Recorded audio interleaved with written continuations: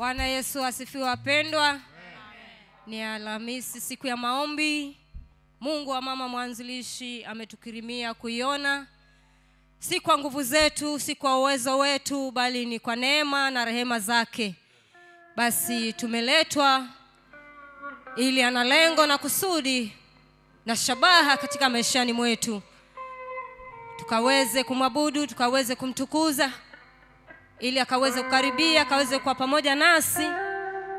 Neno litakapo kuja, neno tutakapolisikia likaweze kupata makao mioyoni mwetu. Karibuni mahali popote mlipo, tukaweze kuanza katika kumsifu.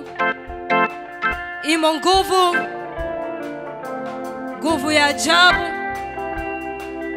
damni mwa Yesu. Inaponya, inatakasa, inatawala, inainua, inabariki, inatia amani na faraja. Karibuni wapendwa.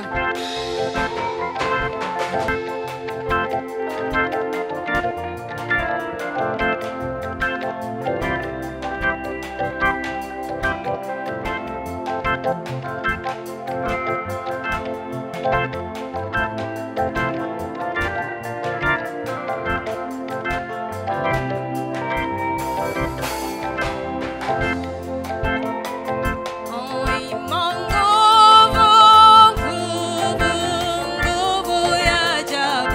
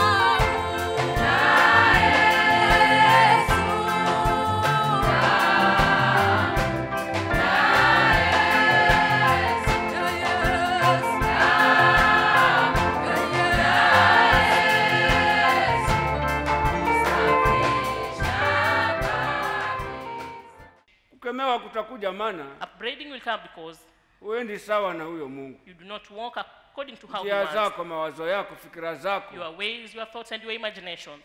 Lakini But moyo wako uko safi. your heart is pure. Unaishi maisha huna neno na mtu. You live a life having nothing against another. Unajifunza kuwa na amani na watu You wote. learn to have peace with all. Hallelujah. Hallelujah. Ungama dhambi zako umewacha. You've confessed your sins and forsaken them. Unakesha kuenenda katika mapenzi You yake. keep doing his Ndilo will. juhudi lako. That is your zeal.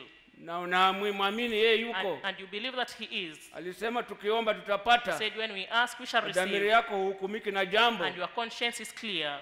Anasema utapata He kwa says jina. you shall get. Utapata. You shall get. Anasema yeye hakemei. He says he does not upbraid.